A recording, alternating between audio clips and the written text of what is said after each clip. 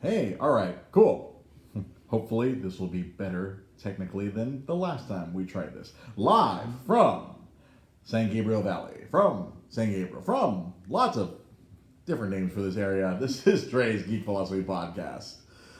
It's me, it's Dre. We're here back at the Nostalgic Books Podcast Studios, and we are live once again. Here, Pete Malini to my right, and you know what? Let's lower the camera.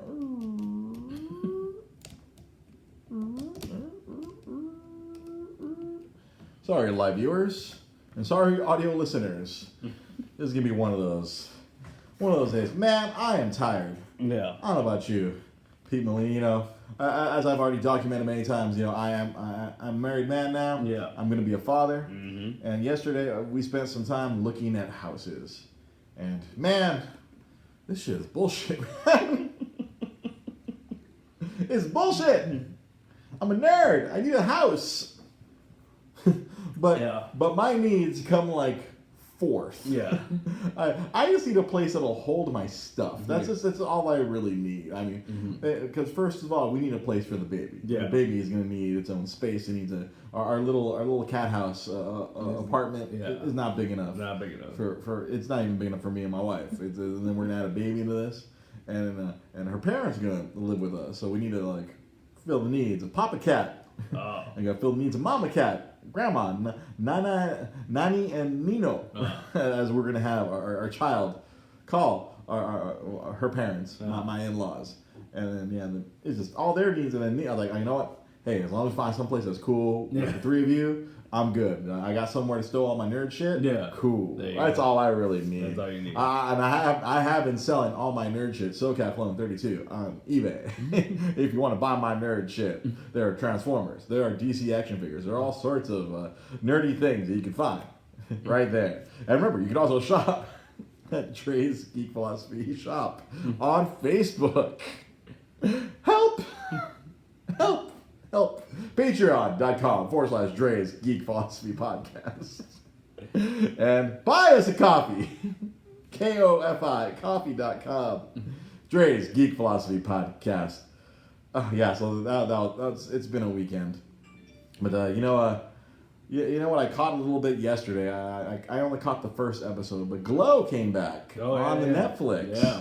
And you know me, I love professional wrestling. I'm a big fan of pro wrestling as a child. I did enjoy watching Glow right here about KKTV Los Angeles. It came on right after, or either right after or right before. It got moved around a lot. It came on right after or right before WWF. Like then it was WWF Superstars. Yeah. The WWF Superstars came on at noon, and then if you hung on afterwards, you got boom, the gorgeous ladies of wrestling. Nice. The Netflix show came back, and me and my wife, we watched the first episode last night. We're not bingers, we're tired. Yeah. I got a pregnant wife at home. Yeah. There's no fooling around. There's no goofing off. It's like if the baby's tired, mama's tired. Yeah. They fall asleep. Like we tried watching the Lego Batman movie. I was like, I love that movie. I put it on, and she was out 10 minutes in. I'm like, I might as well just stop this now. Yeah. I mean, no sense to me like laughing my ass off, waking her and the baby up, a little baby inside, a little child, my child is in there. But Glow came back. We were watching that, and then I think a bunch of other things were happening. I don't know. How about you? How was your weekend, Pete Malini? Same old. Didn't really do too much. Just kind of hung out. No adventures off to Disneyland. No. It was pretty boring, man. Just laid back. Went to Frankenstein's on Saturday. Oh, geez. It wasn't too bad. There was no gas. There was no wrestler. There was no the TV star or something from the past. Yeah, no. Signing autographs. No, so it was pretty laid back. I was in and out of there pretty quick, but same old, man. It's pretty boring. Yeah, pretty boring. Well, now that it's reminded me, like last Thursday, if you follow our Instagram at DreGP Podcast, you will saw that I was at Lucha VaVoom. If you don't know what that is, it's a local. It's half wrestling, half burlesque. It's as they call it, sexo and violencia, sex and violence. In between wrestling matches, there's burlesque dancers who come out and dance. Sometimes it's comedy, sometimes it's sexy, sometimes it's both. I mean, you know, Yeah. it is fun stuff. And my lovely wife, she's been working for them for the last like 3-4 shows, and then the last couple shows I've been working. They've hired me too to come in. And the last couple shows I did security. I stood there, my 6'1" frame, 255 pounds, blocking a door. That's what I do. There you go. But this time around was a little bit more involved. I had to take the day off from the video game slinging job because I had to do catering. Man, two crazy lists. One list, basically I had to go to a Costco-esque place. I don't have a Costco card anymore, so I had to have to go to Smart and Final. So that was fun. Getting 6 cases of Gatorade and 8 cases of water on top of all kinds of other stuff and fitting them all in my Honda. Yeah. That was an adventure. Getting all that stuff together and then showing up to the venue like 4 hours. I was like 5 hours early. Yeah. I showed up at 3. I had to go to Trader Joe's and buy a bunch of crunchy granola. I guess it was crunchy granola, aka super healthy. Yeah. Like the dancers' dressing room was all the healthy stuff, and then the wrestlers' room was all the unhealthy stuff. Nice. They had the meat plates and all the odds and ends and stuff on that end, and then they had the flax chips and fruits and vegetables and all the healthy stuff in the ladies' room. Yeah. And Gatorade and water everywhere. And I set all that up. That was like a solo rolo. my wife, it's like she's the one who set this up, and she was at work. Oh. Like she couldn't take the day off of work. I could. So I was like, all right, cool. Took the day off. And it was a fun time. My wife, she rolled in after work, and she was helping the dancers out as she usually does, because she's a seamstress by trade. Yeah. So they need people they need someone who's good at that. So immediately just like she's quick. She's quick-witted. Yeah. And she's also really quick with fixing stuff. Nice. My lady's she's a smart lady. Mm-hmm.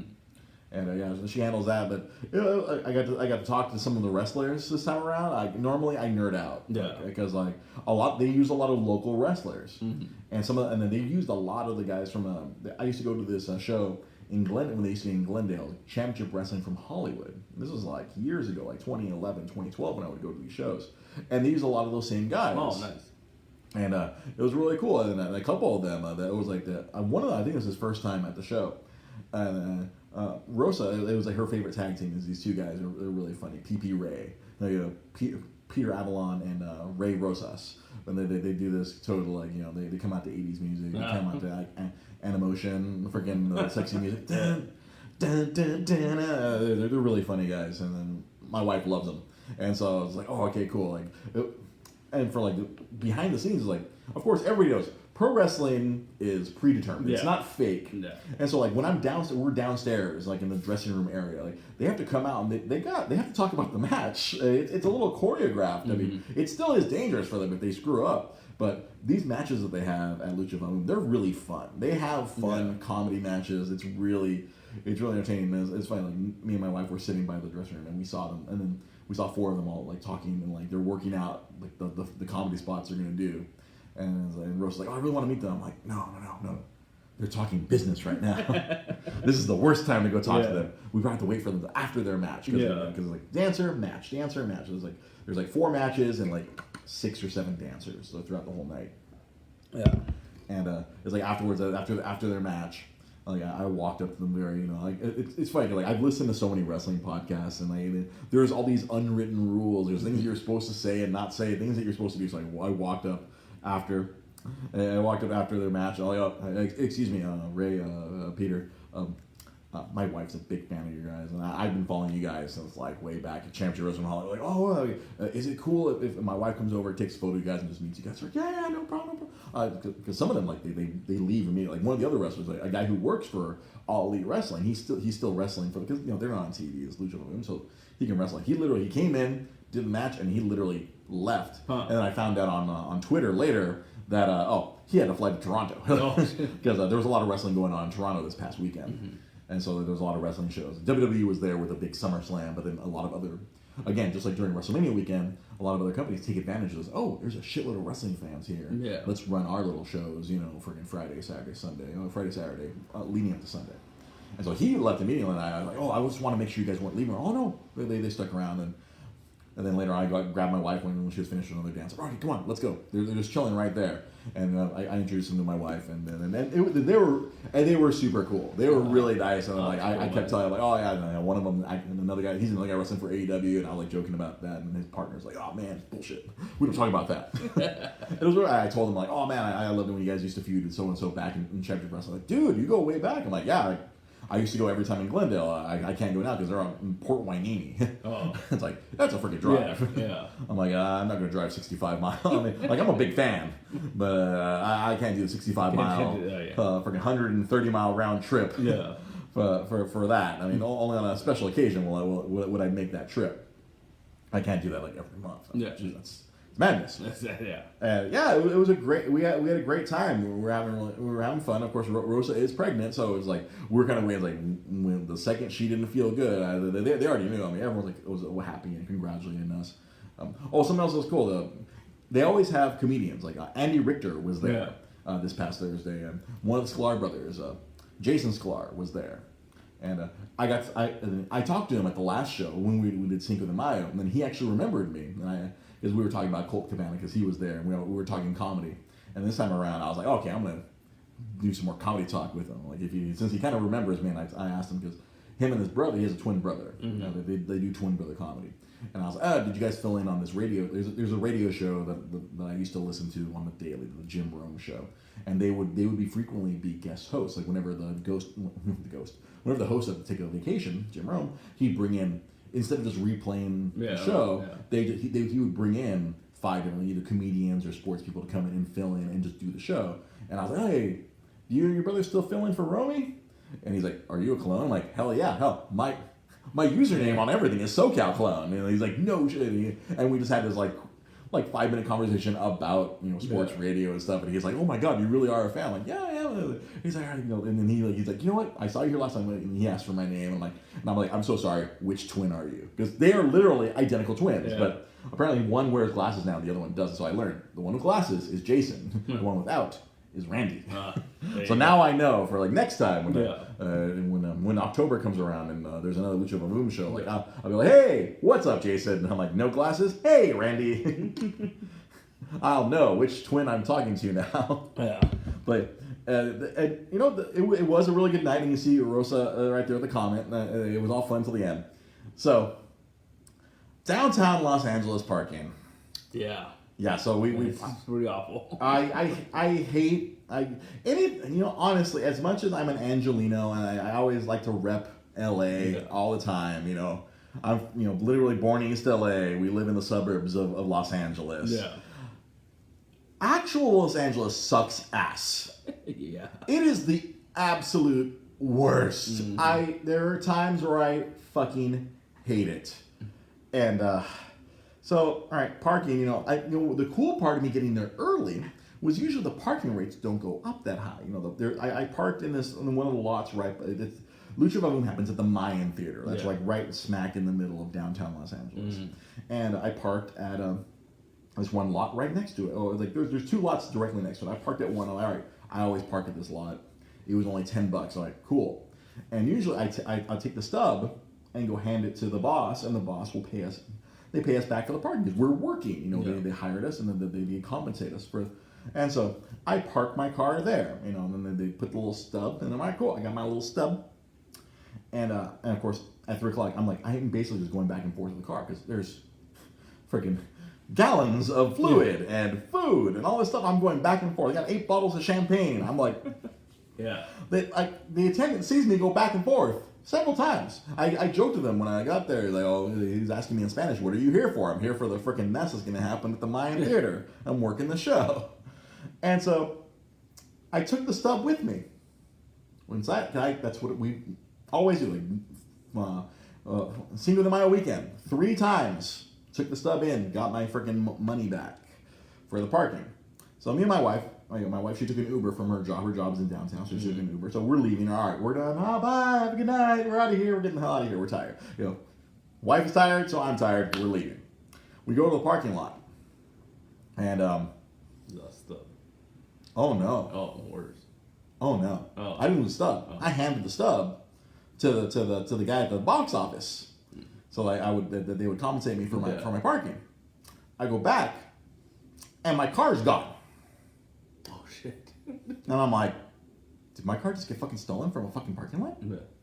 Did my car just get fucking... I was losing my goddamn mind. And Rose was like, no, like, are you sure you parked here? I'm like, I came back here 6 or 7 times to get shit out of the car. I know exactly where the car was. And the car should be where this empty spot is. Yeah. And I'm thinking my car's stolen. I'm fucked. Oh my god. All my equipment is in the car. Yeah. My car. My Nintendo Switch is in the car. All my stuff is in the car. And then she goes to the attendant. She's like, what the fuck? And the guy goes, and then like he doesn't speak English, and he just goes over to the sign that says tow, bam, bam. I'm like, what the fuck you mean you towed my car? You didn't pay. Fuck you, I paid. Yeah. I paid and I gave you fucking $10. I fucking paid. Oh, your ticket was gone. I took the ticket to get my money back. Yeah. This has never been a problem before. I gotta call the fucking phone number. Tow company. I'm like, blah, blah, blah, blah. Hollywood Tow Service. I'm like, yeah, you guys get a white Civic? Oh, yeah, we got the white Civic. I'm like, yeah, you guys shouldn't have towed it. I paid the parking. Puts me on hold for 5 minutes. This lady puts me on hold. Mm. I'm like, I'm sitting there, what the fuck? I'm like, they better tow this motherfucker back. This is bullshit. Yeah. And the lady gets back on the phone. Well, what's the situation? I'm like, I paid for parking. I took the stub with me. Apparently, that was a bad thing, and you guys towed it. Oh, there's nothing you can do, sir. You have to come pay. It's $400 Jesus. to release my car Yeah. from this bullshit. And I am livid. I am absolutely angry. I am just beside myself. Yeah. They're like, this hasn't happened before. I've done this Lucha VaVoom thing several times at this lot. Yeah. Like, going all the way back to freaking last Halloween. We've been doing Lucha VaVoom. Yeah. And I'm like, what the hell? What do you mean? Oh, no, I was like, you have to get here by midnight, or else you have to come back tomorrow. At this point, it's like 10 something. It's almost 11. Mm-hmm. And I was like, what the hell? I think this. I am furious. Yeah. I'm furious. Hang on just 1 second. We're closed for a podcast. We're podcasting live on the internet right now. That's something. Of course, the dangers of doing the show live is sometimes we get interrupted live. And so yeah, and so I was like, we're gonna have to. So I'm like, all right, what's the? I'm like, well, fuck, what's the address? Yeah. And she gives us the address. I'm like, fuck, it's in Hollywood. She's like, it's not Hollywood, it's Los Angeles. I'm like, you're literally Hollywood towing service. Yeah. And you have the unmitigated gall to tell me, well, I'm furious that you improperly fucking towed my car. I did not improperly park. They improperly towed my car. And I'm like, the fuck? The fucking nerve of this lady. Yeah. And so Rosa calls her brother because like, instead of buying an Uber, she was like, oh, calls her brother. Normally, he turns off his phone. Like a lot of people, I don't do that, but a lot of people turn off their phones, put sleep mode, airplane mode, whatever, after a certain hour. Thankfully, for whatever reason, he didn't, and so we got a hold of him. He came, scooped us up, drove us to the tow lot, and I was just steam coming out of my ears. I was so just I only saw red. I was just like, all I could think of, like, fuck, fucking $400 fucking dollars. I'm like, put on my, I'm gonna have to do it on my credit card because I don't have $400. I mean, there's money in my savings, but I don't like to touch that. That's like absolute no. It's like. You would think this is in case of emergency break last time, but I'm like, no. I was like, fuck you. This is I'm mad. I'm furious that I have to pay for. And Rose is like, why do they charge so much? I'm like, because fuck you. That's why. Yeah, that's why they charge so much. Yeah. Because and I'm still like fuming. We get to the place. I can't even look at the lady because I know I want to cuss her out. I want to unleash all the fury and anger that I have. I just wanted to. I'm like, no. Because, I mean, like, if I piss her off, then she could just say, no, you can't have your car tonight, then. Yeah. And then I don't have my car. And I have to pay another however much. No. 65, because it's every day. Like the Rosa was trying to do the calculations. I'm like, nope. Like, you see, like, it's after, this place has after hours, $110 fee. Yeah. And then, like, they towed it 5 miles. That's $50. Mm-hmm. And it's all racked up to, like, $405. And she's like, oh, are you the registered owner? And I was just like, I wouldn't be here if I wasn't. You cunt.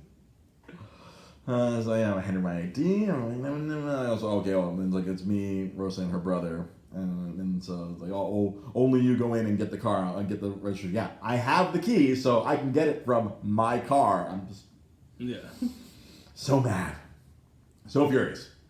I go in, and I get the registration on the car. I hand it to her, and she does the whole fucking bullshit. She takes my credit card.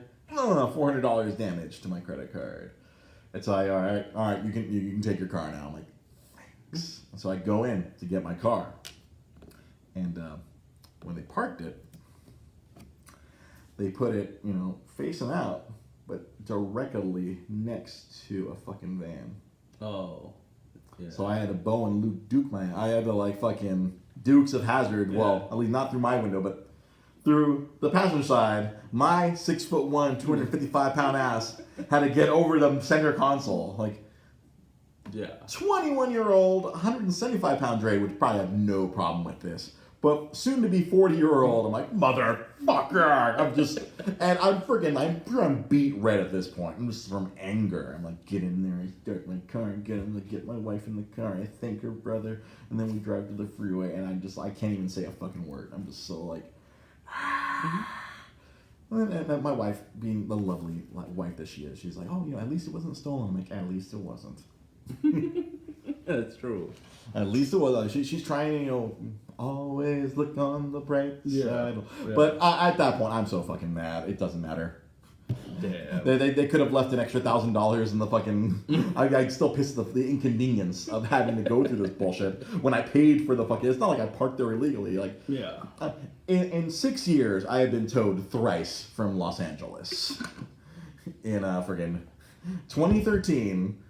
I went to some stupid friend's stupid party, and like right in the middle of Hollywood, and I parked at a shopping center that was like all the stores were closed. I'm like, start to close, fuck this place. I'm gonna park right here because there's no street parking in Hollywood. And at 2 a.m. I come back out and I have no car, and I'm like, I thought it was stolen, but I called the tow service number, and I'm like, yep, blue Civic, yeah, we got that motherfucker. I'm like, fuck you. I'm like, but I knew that one.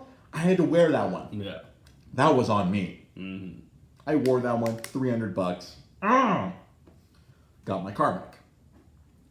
2016? Oh no, 20. Whatever year I did the movie challenge, 2016, the week of E3, I went to go meet some Nintendo friends in Hollywood. We go watch a movie. That's fine. I parked at the ArcLight. We go to that 101 Cafe.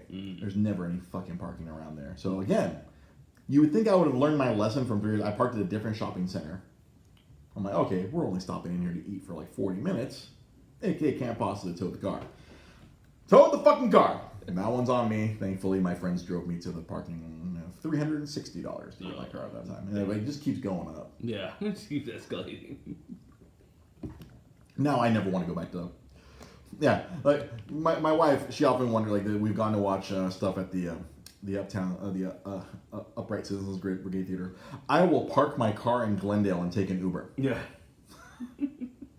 Fuck that shit. I am so like now even more so. I'm like I just don't want to put my car stopped anywhere near the Hollywood, Los Angeles area. I don't want to stop anywhere now. I'm like, fuck that shit. Damn. I just want my fucking money. Yeah. Like, it was like the tow company that gave me a little slip that said, if you feel you were improperly towed, you can call the police. And I was like, I want to call. Yeah. But I feel like, will it do anything? Man, you never know. You never know. Yeah. Maybe I will call. Yeah. I'll get mad. I'll lose my shit. They'll ask for the receipt. I'm like, my boss has it. No, fuck my life. But yeah, that was like, it was a great night up until bullshittery, parking lot bullshit. You think you established, hey, you remember me? That white car? That was me, asshole. I want to like go like find the Yelp for that particular like parking lot, but like, fuck this place. Not that it would do any good, but it would make me feel slightly better. Slightly better. There you go. Just to leave a negative Yelp review, just like people used to leave negative Yelp reviews for me at the driving school that I taught. Man.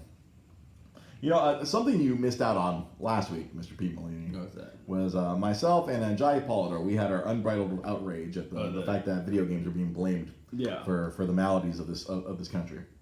So something that happened apparently over the weekend is that Walmart, they decided to stop selling violent video games. They took down any signage. They took down any videos. They're actually gonna stop selling them. That's the thing.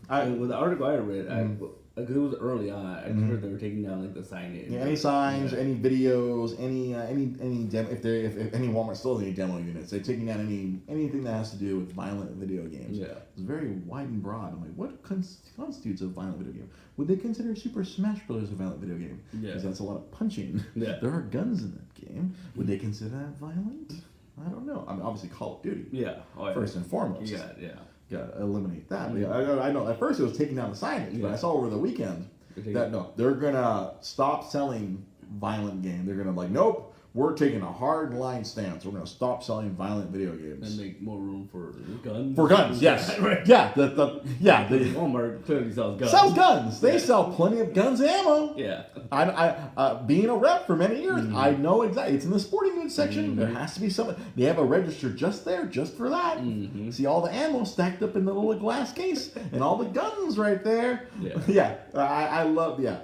Just more unfiltered rage from me. Really, we're gonna continue this whole blaming the video games.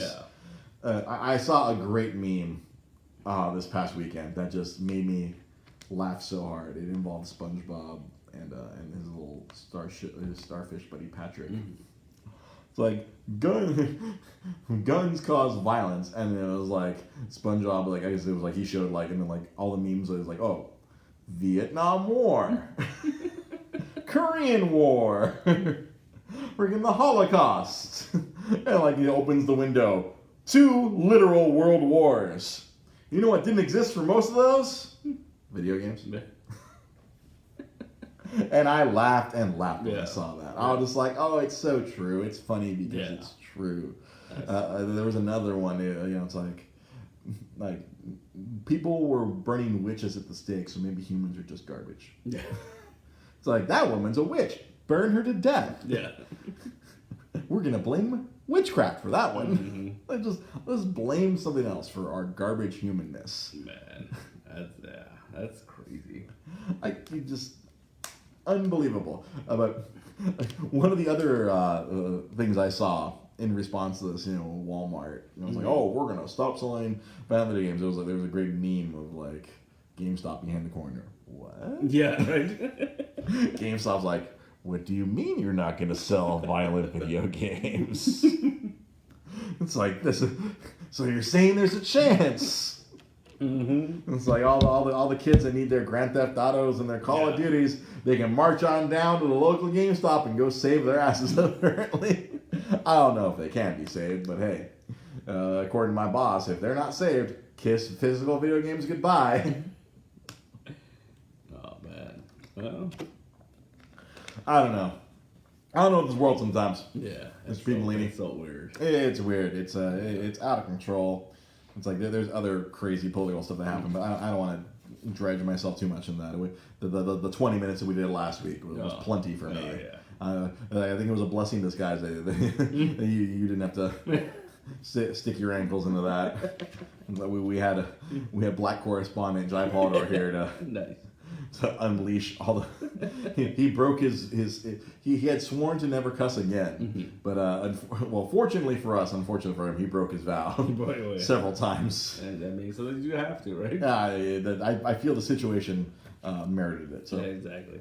You had something you wanted to contribute to the show today. I don't know if you had seen this. It's pretty interesting.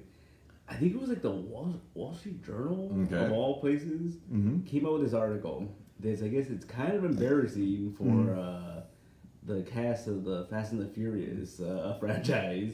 Really? So apparently, it's in their contracts now. A lot of these. So remember we always talk about how there's those 80s and 90s movies don't exist anymore. Yeah. They're just ridiculous over the top.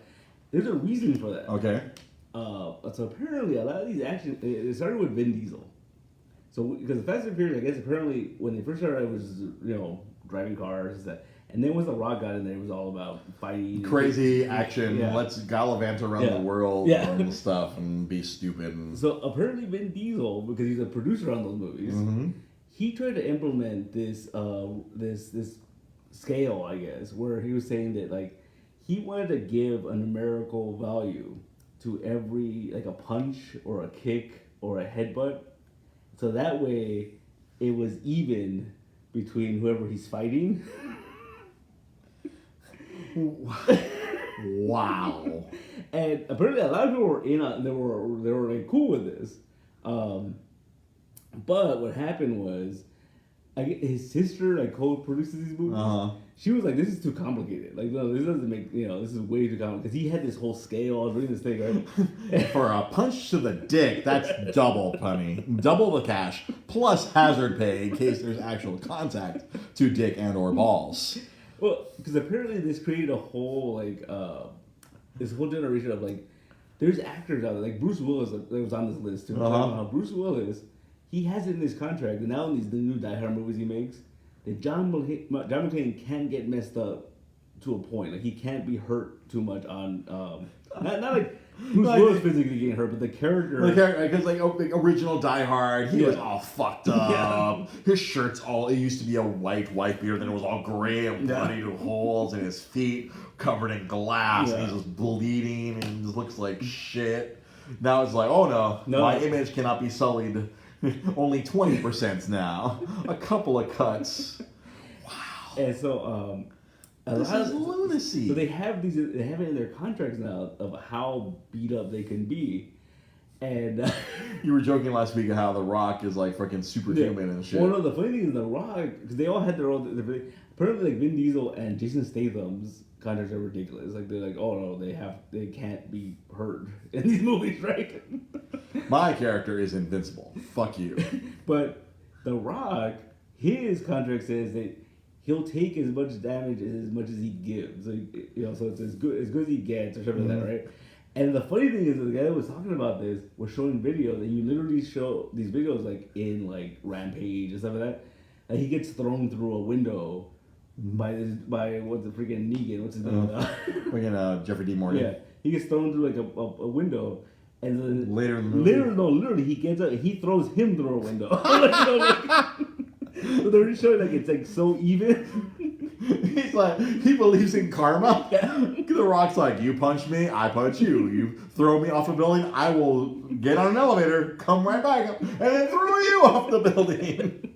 Or we both have to go at the same time. And that's funny. Oh god, I want to find a video that shows all this stuff. They were just talking about how it's all started because Vin Diesel was just like, oh, you don't get his ass kicked too much in the movie. Right? If I'm gonna get my ass kicked, I gotta get paid because family. See, the joke there is because he always fucking talks about family in the other 8 fucking movies. That's all he fucking cares about is fucking family. Well, except Tokyo Drift. He's in that one for like a split second. Yeah. He collected $1 million for a fucking cameo. Fuck you. But it was just real fascinating about the fact that like these action heroes don't get hurt anymore on camera, and there's a reason. They don't allow it. They don't allow it. Yeah. It's like the fuck. No, you're right. This is why we don't have the classic freaking missing in action, Commando, Rambo. Because Rambo, I don't think Rambo necessarily got fucked up too much in First Blood of it. No. He was just murdering everyone. Yeah. Maiming all these dumb cops. Yeah. Maiming David Caruso. But it was just like, it's just fascinating. It's like, is it an ego thing? You think it's like... Yeah, completely, right. Utterly. Right. Holy shit. Yeah. I'm sure, I bet Marvel movies don't allow this shit at all. I doubt it, right? I mean... the draconian fucking contracts that fucking Marvel assigns them to. Look at how much shit poor Nick Fury had to fucking eat in fucking Winter Soldier. He died. He almost died twice. I think you're right. I think they probably don't have them. Disney probably has some kind of standard though. You can't see them bleed too much or or some shit like that, just because they're assuming kids are watching these movies, right? So. Oh, but people are putting on they are PG-13. Yeah, they are PG-13. Yeah. So I'm sure there's no limit. You're not going to see dismemberment. Yeah, like. I saw an article over the weekend about how there's a deleted scene of like Thanos chopping off freaking Captain America's head or something. I was like, the fuck? Yeah. Like, that's a dismemberment of the head. Like decapitation. Sorry, that's the actual. I apologize for that. My brain is just freaking astounded at this.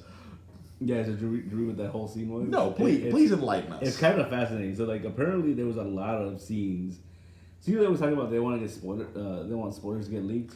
Oh, okay. So they filmed a bunch of like really violent scenes to throw people off. Or they had 3 scripts. Like 2 were fake, and so like they were like mixing. I was about to say literally like parts of each script are fake. Like so you'd be like, what the fuck? Yeah, and so apparently it was just a lot of ideas that the writers had, and one of the ideas they had was prior to Nebula bringing Thanos to the Avengers HQ, he had gone to Earth in his time, so it was like 2012 or whatever, and he ended up just attacking the 2012 Avengers. Oh. And he just decimates them. Just kills them all, just to see like what they're like, just so you can see what he's dealing with. And so then when she opens the portal, he walks through after this decimation of the Avengers of 2012, and he throws Cap's severed head at Cap. Yeah.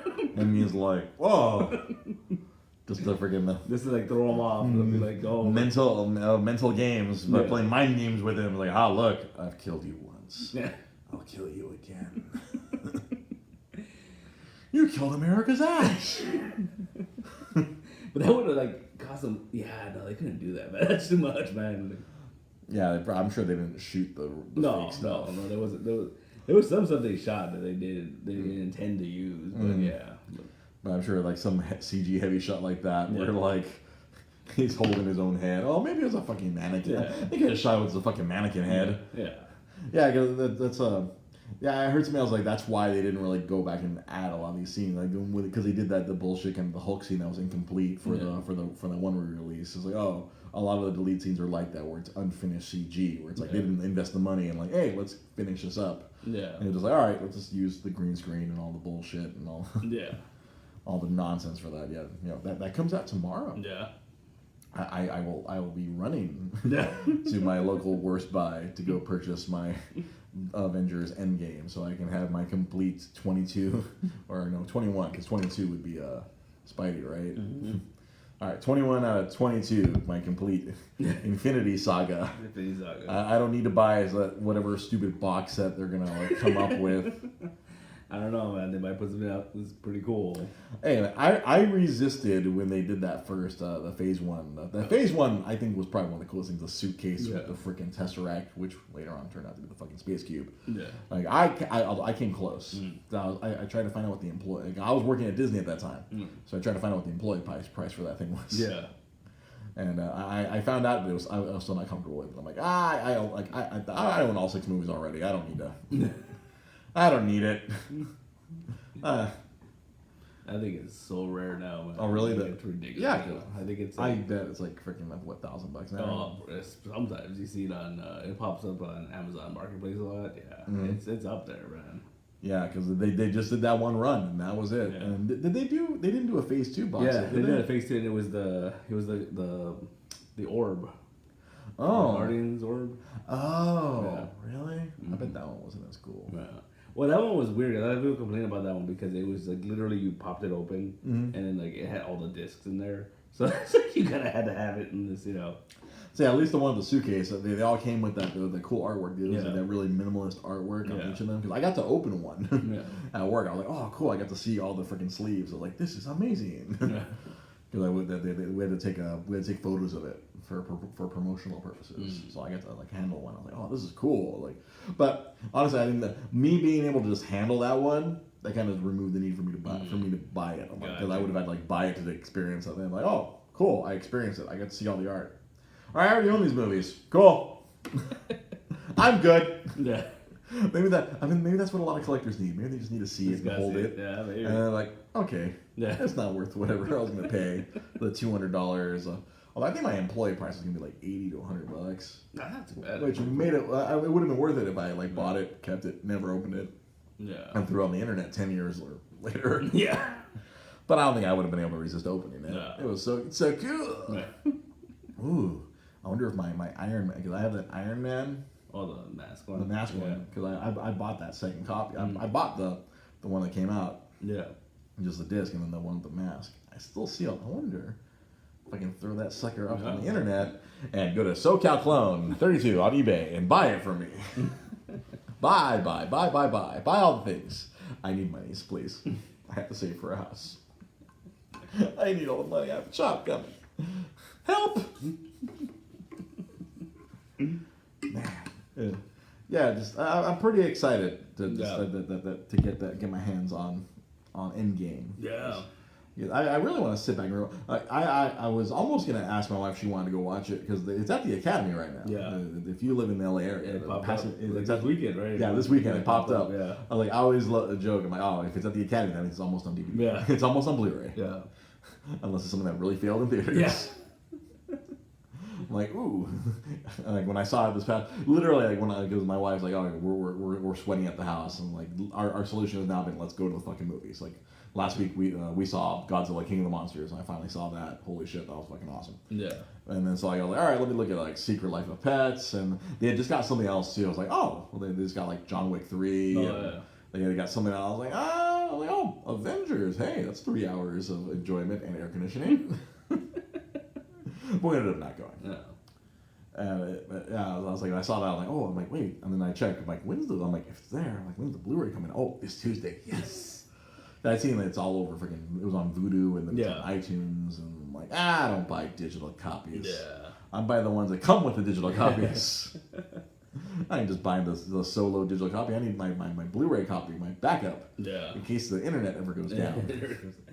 It's also be hard for me, man, because I think the Batman Hush, it pops up on the DC Universe app. Oh wow, you're gonna be busy tomorrow watching stuff. So we're watching a lot of stuff tomorrow. Yeah, there's a lot of stuff coming out on the DC Universe app. I saw a commercial for that over the weekend, and I laughed. And when I saw that little Wolverine-looking guy, Sam Levine. Oh yeah. But you know what? What I discovered, a friend of mine is working on the DC. Oh nice. Freaking Amy Dallin. Oh yeah. She worked at the. I don't know if she still does. I don't know if her star has risen so much. She used to work. She worked at the House of Secrets. Yeah. I used to play Star Wars RPG with her. She's a cool lady. I was like very happy. I was like, oh, she made it. She's working on DC Daily. It's really cool. It's been there for a while. Huh. No. I haven't watched it, so I discovered it. Like it was like they did like some commercial on Instagram. I was like, oh, I like DC Daily. I wanted to laugh at Sam Levine. Yeah. Yeah, he's one of he's the freaks and geek guy that didn't make it. Yeah. He's just a podcaster. He podcasts and he's annoying. I always root for him to lose on Doug Loves Movies. Yeah. He's an annoying guy. Oh man. Yeah, no, there was this weird article about how what was it? I think it was like the whole AT&T thing and Warner Brothers and everything. And there was this weird article about how they said because the DC Daily freaking cast is like this huge cast. Yeah, but they only use like 4 people a day, right, or something, or well, they rotate them through like segments. Mm-hmm. It's like, oh, really? Yeah. Oh, I thought it was just one show. Well, no, justify all these people. No, and then what's even worse is that I think on like Fridays. I don't know if they've done it. I think they've done it in a while. But on Fridays they would have them all on. Like they did like set up like 4 couches or what? Yeah, and they would just kind of just be hanging out, talking about like this is what we learned this week, and it was like a recap of every DC Daily. Yeah. See, that's the rough part of like having to come up with like a daily content. Yeah. There, like I struggle with weekly content on this show. I can't imagine having to come. Because how long is that DC Daily show? Is it like 15 minutes? It depends. Like sometimes it's like 10, 15 minutes. Sometimes like a half an hour. Yeah, they got something real juicy to freaking munch on. I'm like, oh, cool. Dwayne The Rock Johnson talks about he's gonna be Black Adam. Oh my god. Yeah. Ah! But it's a lot of pre-recorded stuff too, though. Like a lot of like that stuff they recorded at conventions and stuff. They go walk up to people. What's your favorite thing about DC Daily? I don't know. I don't have the DC Universe app. Yeah, it's a lot of like stuff like that. It goes back and forth, and occasionally it'll be kind of cool. Occasionally they'll have like like Paul Dini will show up and just talk about Batman for. Because you don't know, that's the creator of Harley Quinn. Yeah. And he worked a lot on that animated series that all of us love. Yeah, and they'll talk about stuff like that. And no, but this article I read, it was really interesting. It was interesting, but also like confusing to me. They said they were talking about how like AT&T, that the whole DC thing was an idea that AT&T had. Like they had this whole like why it has such a big cast because they were saying that they felt that every member of that cast represents different segment of the DC universe. Different segment of the people reading DC Comics. Which I was like, really? That really doesn't make a lot of sense. And I was like doing them. Well, it's a wide swath, my friend. Yeah, but then like different people, different strokes for different folks. No, but it was just very odd to me because it was like because I've seen Diamond sends me shit like that all the time and it shows me like like demographics and this and that, and I have nothing against it, but there's like more women on that cast than men on, and so. But when you look at the what they're saying, well, the demographic. Okay, that's what you mean. You mean demographic percentages. Well, I was talking about what, like, from my perspective, when you said that, like, all like that person is into this type of comic, that person into those type of comics. That's why I thought that like the demographic represent. Oh, like I represent, I really like superhero comics. Yeah. I like occult comics. I like werewolf comics. I like, I like mysteries. It's supposed to represent like the actual percentages of like. Yeah, and I was like, that's weird. Well, because of the data that the Diamond gives you about comics overall, or about DC comics? Overall, and then that's all. Maybe DC. But see, DC, and then it kind of made sense because they were talking about, because I know DC, their big thing is on their data percentage. That's what people complain about. Is like the older guys, like I'm talking like older, like in their 50s and 60s. That's why you have Sam Levine. No, that's why you have Barrowman, right? Because that makes sense. Why Barrowman? Oh, John Barrowman, is he part of the DC? Oh yeah. I guess he needs a job. How many times have they killed Merlin? Right. So that made sense to me. I was like, oh, that's why he's there, because he represents the old comic reader. And but I don't know. It was a weird. I don't know if this was they actually had gotten confirmation. I'm sure it's not accurate. Yeah. I'm sure they'll say it's accurate, but they're picking and choosing who they want. Yeah. I mean, like the fact that they have my friend Amy on there. She's a comic book reader. She's a voracious comic book reader. She knows everything because she was working at the store and she'd read everything so she could keep up with everything, so she could talk to all the customers and be able to be very well versed. She was trying to fight the stereotype that girls don't read comics. She read every comic. Yeah, that's one of the things I think on that show. It's very apparent that's what she's trying to do. And she reads everything, and she knows everything. And it's kind of obnoxious, like. No, it's obnoxious with the fact that like I'm not a stereotype. Blah, blah, blah. No, yeah, she's very strongly trying to. And I'm like, I get it, but she can be a little in your face about. Yeah. it. I understand that. Yeah, that's something that like. Me and my friend Miguel are still watching DC Daily on the regular, and that's always our thing. Like, there's what's her face? There goes Amy again. She means well, but she can be a little militant at times. Yeah. But she's such a sweetheart. No. She truly is a sweet person. She means well. Yeah. Although she did get mad at me once. It was when they the New 52, when they did the Zero issues, like 1 year in. Yeah. And for Wonder Woman, they made it very much like it was like, like they saw daring comics for boys. Like, so they they gender flipped it to like, hey look, check this out. They flipped it to like as if they directed this at a female, and then like she was like, does it have to be directed towards a female? I was like, I didn't mean it in a negative way. I'm sorry. I just thought it was nice. He's stuff like that. I was like, I thought it was nice. I thought it. Hey, you know what? If a young lady in the 50s was reading a Wonder Woman comic, this is how it should have been directed to her. Yeah. I like in my view, like, I thought that was like awfully progressive of Brian Azzarello to string it together that way because it was very old timey, like with all it had all the little windows of telling you what to read, and they made up they made up other female focused comics that didn't exist back then, but. And I thought it was cool.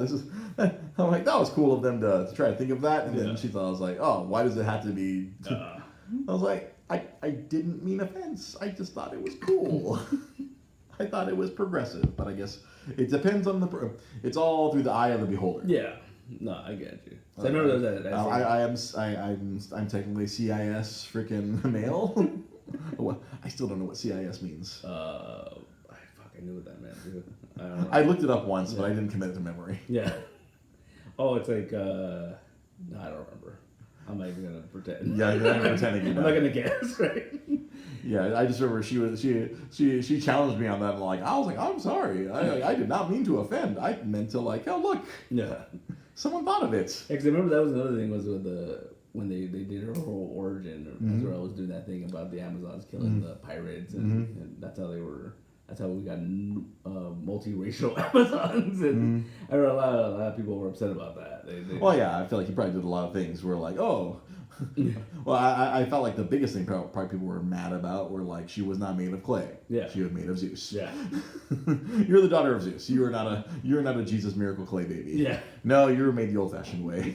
Zeus came down and got jiggy with the Queen of the Amazons, and thus Wonder Woman was born with the power of the gods because her daddy was a god. Yeah. I always thought that was like that's gonna make a lot of people mad. But I feel like that was already a thing at one point. Like, oh, really? That happened before? I think so. I don't remember where though, but I remember that. That sounds familiar as far as like I remember when they. It's not an original Brian Azzarello thought. Yeah, I think when they did it, I was just like, oh, okay, yeah, we're going back to that, cool. And then people were upset. You know, as a reader, I like that because it whole like really tied it back into the Greek gods. It's like she went on a freaking god quest. Yeah. Like, well, if I'm related to all you assholes, let's fucking go then. Yeah. She's kicking all their asses. It's like Ares is my fucking uncle. What the fuck? Yeah. I've been punching my uncle all these years. Was it Ares? At one point in the comic, I think Ares was her father. Oh, really? I think so. I have to go back and look at that. But was this is in the confusing pre-crisis times? Yeah, this was like when they were just to change things on a whim. Yeah. No, I think it was fairly recent too. Like in like the post-crisis, like in like when I think Straczynski did it or something. It was like Straczynski was on Wonder Woman. Yeah. You remember that whole weird era where like. Jim Lee redesigned her costume and put her in a jacket, and he had her with the jeans, and that was for a Straczynski book, and everyone hated. Oh, you mean Soccer Mom? Yeah, no, Soccer Mom Wonder Woman, right? That's what everyone called her. Sorry, that's what she was referred to. I apologize to everyone if anyone's offended by that, but no, it's like that's the shit. It was like that's right, that Jim Lee redesign. Yeah, with the jeans. With the jeans.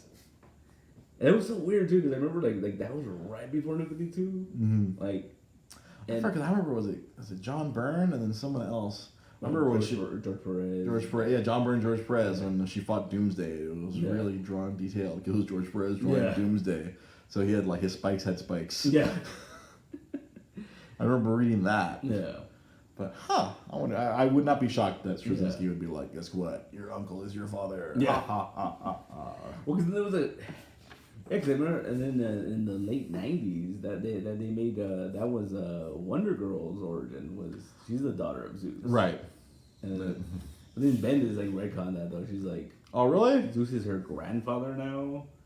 So I was like, oh right. Yeah. I remember when I was still reading that book. Yeah, that's right. Yeah. Grandpa.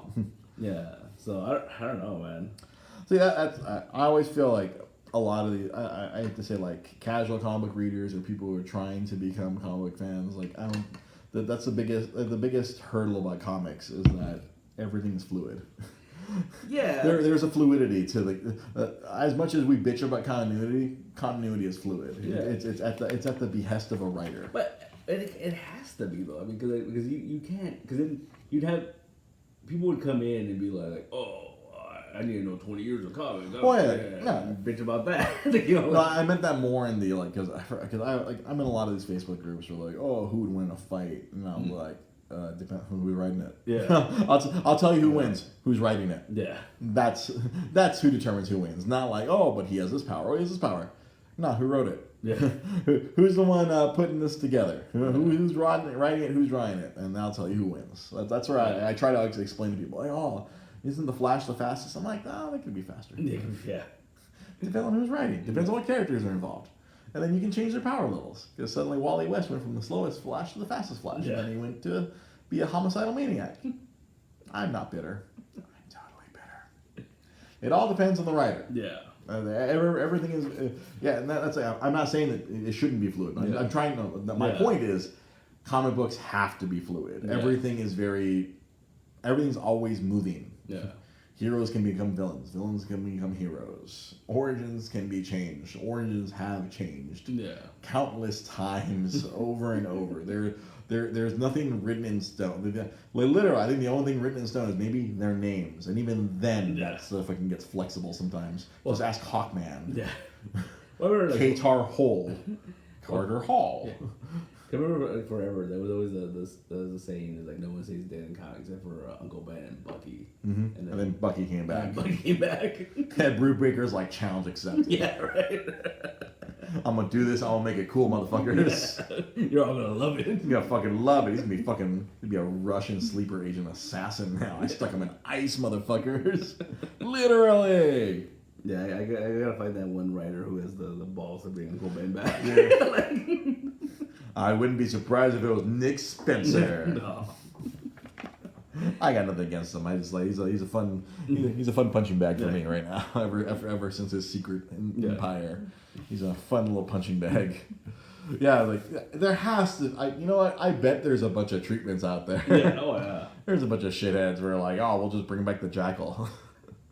The Jackal's been following Peter Parker since day one, and he grabbed some of Uncle Ben's DNA, and he made a clone. There was this really great. Like I wish they would have spun it off, but like when they did Spider-Geddon, the sequel to Spider-Verse, there was this great little miniseries where they do like one shots of each of the characters, and some are real creepy. Like, there was the one like homicidal Spider-Man where like he literally traps people in webs and eats them. Like it's real creepy. Right? But my favorite one was a Jason Latour wrote. I really had hoped that they had done a spin-off of it, like because he technically co-created Spider-Gwen. Okay. So I thought like, oh, they're gonna see the success of that and just move on to. So he did this one where it was basically Peter Parker had gotten powers at a very young age. Okay. Like he was like 10 years old. Oh jeez. And so he was running around as Spider-Man. And Uncle Ben didn't know. Uncle Ben and Aunt May didn't know. And so, he's a little kid though. So he's like fucking with J. Jonah Jameson. Like he's like pranking on him and shit, right? Being a dumb little kid. Webbing his chair so he sits down. Like, oh, damn it! And he's just being stupid, right? So one day, freaking Uncle Ben takes Peter to the pharmacy to pick up medicine for Aunt May, and this dude tries to rob the place. And so he goes, suits up, and he's a dumb little kid, though. He stops the guy, but he gets Uncle Ben shot. But he doesn't die. Oh, he doesn't die? He doesn't die. They get him to the hospital in time. And they're like, oh, he needs a blood transfusion. And so Peter has this same... Yeah. Okay. And so he recovers, and he gets spider powers. And Spider-Man and nephew. So now he knows, like, oh, shit, this is, So he's like, you're not going to be doing this on your own anymore. No, this is a bullshit. Like, you're a dumb little kid, right? So he ends up, giving him his army training. Like, he's training him, he was in the army or whatnot. And at one point, they end up, they're training or something, and Uncle Ben's wearing just a freaking, like, mechanic's coverall. And, like, and something happens, and then he's like, we gotta go stop it. And Uncle Ben's like, oh, no. And he's like, no, we gotta do it. You're always saying, great power, great responsibility. And we're responsible for these people now because we have powers. And he's just like, fuck, all right. So he goes, give me one of those masks. And so he gives him because he's a little kid, so he puts on the mask, and it only fits him, like right over his eyes. Looks like the tarantula. And so he's wearing the freaking mechanic uniform with a Spider-Man mask. Does it say Ben on his fucking uniform? No, I forget what it says, but it's like, and they end up teaming up, and I was like, dude, this is a cool book. This is a cool idea, right? How have they not done this? And so he, freaking, what's his face? The little Spider-Man, he starts calling him Spider-Ben, and I'm like, that's hilarious. Good old Spider-Ben. And I was like, and he even tells him, like, don't call me that. Like, I'm telling you my name, asshole. But yeah, he's all like, oh, we can't let Aunt May know because her heart's weak and she'll die. Poor Aunt May. I'm glad that got retconned in the freaking Marissa Tomei. Yeah. So, fragile old May is gonna die the second she finds out. Because she's too weak. She can't take the shock. She can't take the shock. You mentioned Spider-Verse. I feel it would be remiss if I didn't end this episode by mentioning this. So, like right now, me and my lady, we're having a kid. Yeah. And every week we try on a different name. Like we know the gender. It's like, oh, this might inadvertently reveal the gender. I'm like, oh no, I don't want to do a gender reveal or whatever. But so we're going through names every week, and last week the kid's name was Miles. Oh, nice. And I totally was like, oh yeah, Miles Morales, Spider-Man, hell yeah. But the real story as to how we got to Miles My wife, being the silly lady that she is, she'll see something in the street. She'll be like, oh, why don't we try this name? I'm like, you just saw that sign. And I'm like, what am I going to, we're going to call him Volume Cervantes?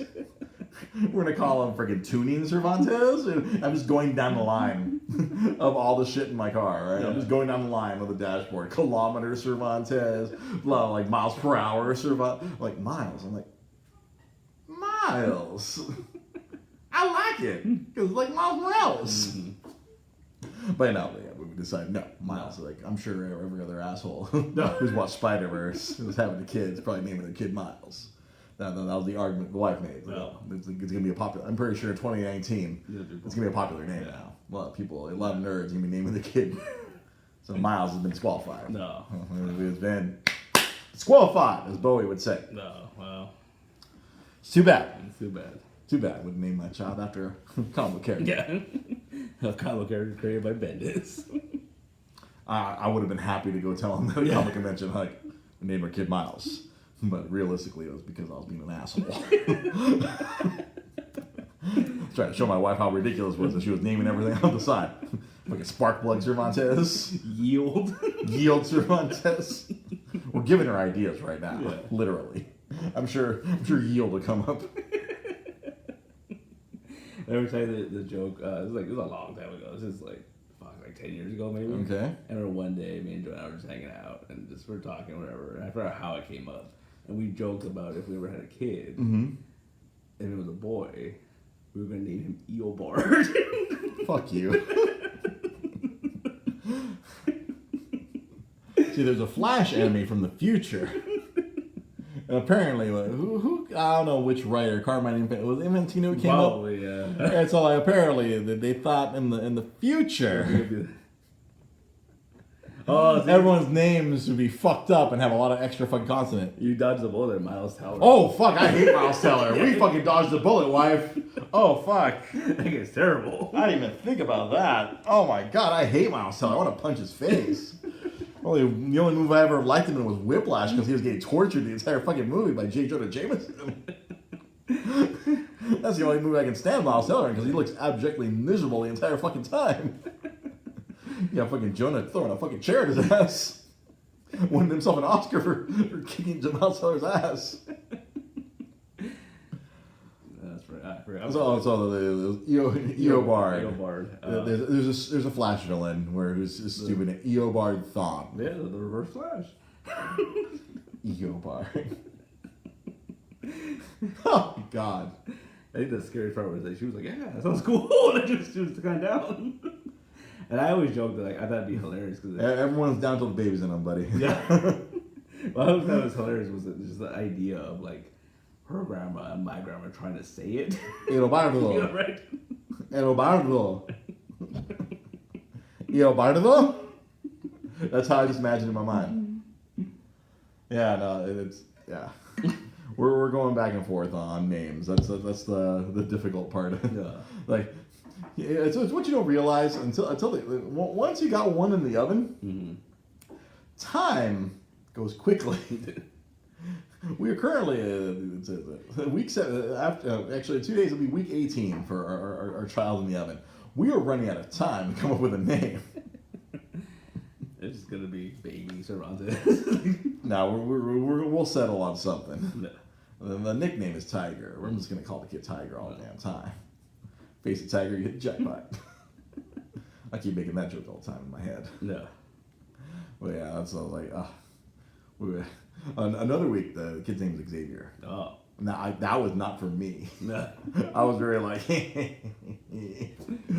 Charles Xavier. Yeah, and then depending on the writer. Charles Xavier, awesome or awful? Yeah, it's kind of creepy. Yeah, I don't know whose fault that was. Was that Joe Kelly or I forget who it was that ruined Professor X. Oh, me. Who made him?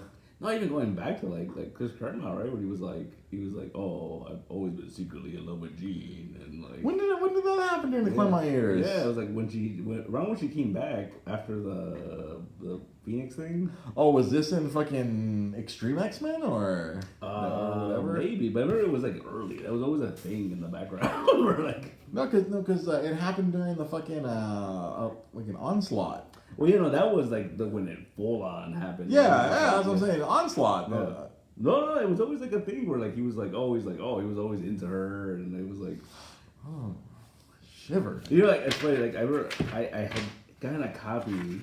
It bothered me when it happened during the Onslaught book. Yeah. I had gotten one of those reprints of like X-Men #1, and it's so funny because that issue opens with Jean like coming in to join the school, or whatever, and they're all the dudes are like oh a chick, like, you know, like, oh, we're all just a bunch of dudes with the X gene, and oh, she has the sex gene, yeah.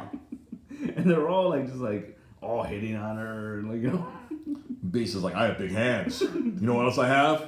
A big brain.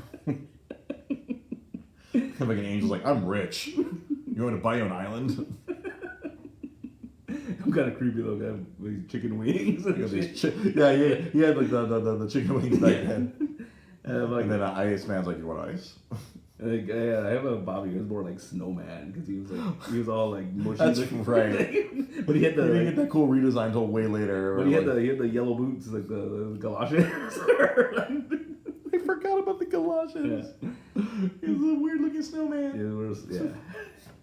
Comics, everybody. Comics. See, that's why you have to change things, man. Because otherwise, you can't keep the same, man. If you march out fucking snowman, snowman with yellow booties, no one's gonna ever take him seriously. See, that was the whole thing too. Like Wolverine, that OG mask that Wolverine had in Hulk 181. With the whiskers, the whiskers and the tiny black where it just went back like this instead of the cool like fucking. Whoever came up with that fucking design saved the fucking day. Fucking Larry Hama or probably whoever the fuck came up with that redesign saved the fucking day.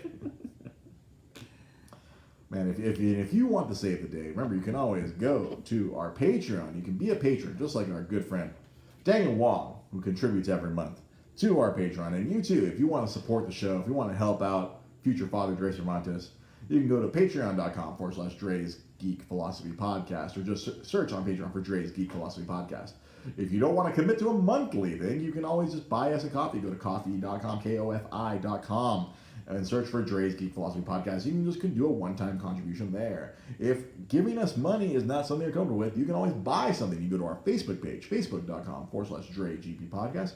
Click on the shop icon, and we have a bunch of video games available there.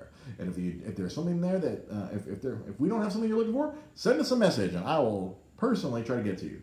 If you are some sort of spam bot trying to get me to freaking pay you to promote my podcast, please don't send us a message.